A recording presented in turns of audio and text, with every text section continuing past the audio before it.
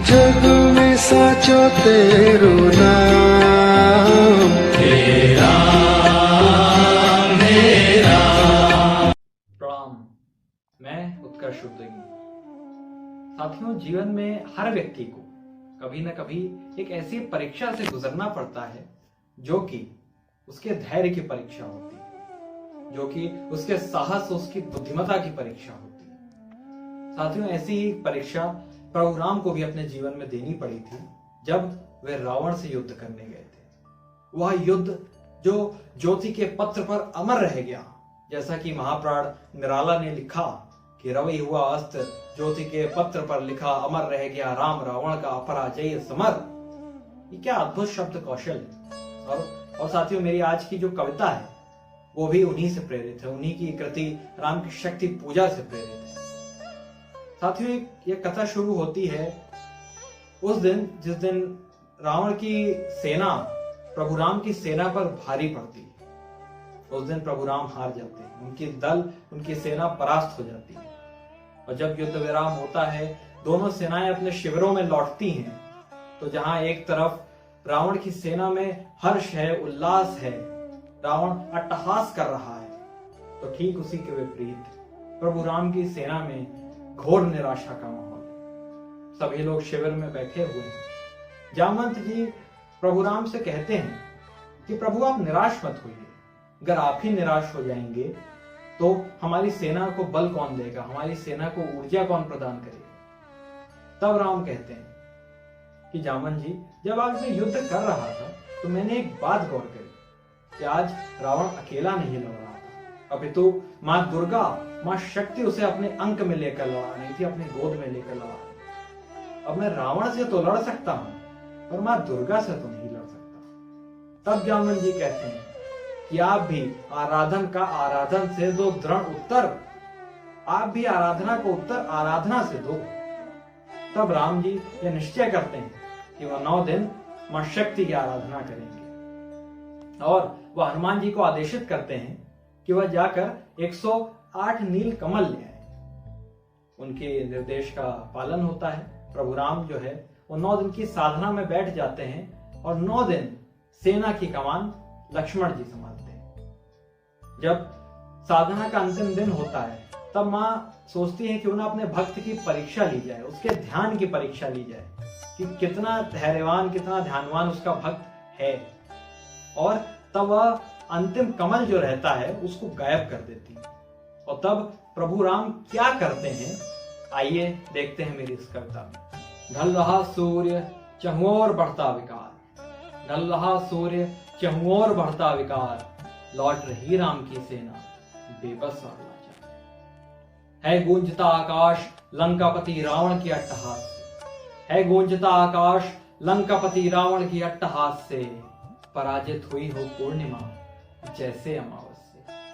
है निराश लखन सुग्रीव और महावीर, है निराश लखन सुग्रीव और महावीर, आज स्वयं प्रभु भी लग रहे अधीर। हुई सभा शिविर में बैठे सब भगवान के पास, हुई सभा शिविर में बैठे सब भगवान के पास, जामवंत दे रहे दिलासा, प्रभु मत छोड़ो तुम आस। जीत रहा लंकेश समर, इसमें चिंता की बात नहीं, जीत रहा लंकेश समर, इसमें चिंता की बात नहीं, हार हमारी इसीलिए है क्योंकि शक्ति हमारे साथ है। राम त्वरित दृढ़ होकर बोले, राम त्वरित दृढ़ होकर बोले, मां शक्ति को अब तो आना होगा, चाहे कुछ भी हो जाए सीते को वापस लाना होगा। धर समीप 108 कमल, धर समीप 108 कमल, प्रभु पूजा में हो गए लीन, 9 दिन का संकल्प साध भक्त शक्ति की भक्ति में हुए विलीन। 8 दिवस सकुशल बीते, 8 दिवस सकुशल बीते, अब अंतिम दिन का वंदन था, पूरी सृष्टि नतमस्तक थी, आकाश में भी अभिनंदन था।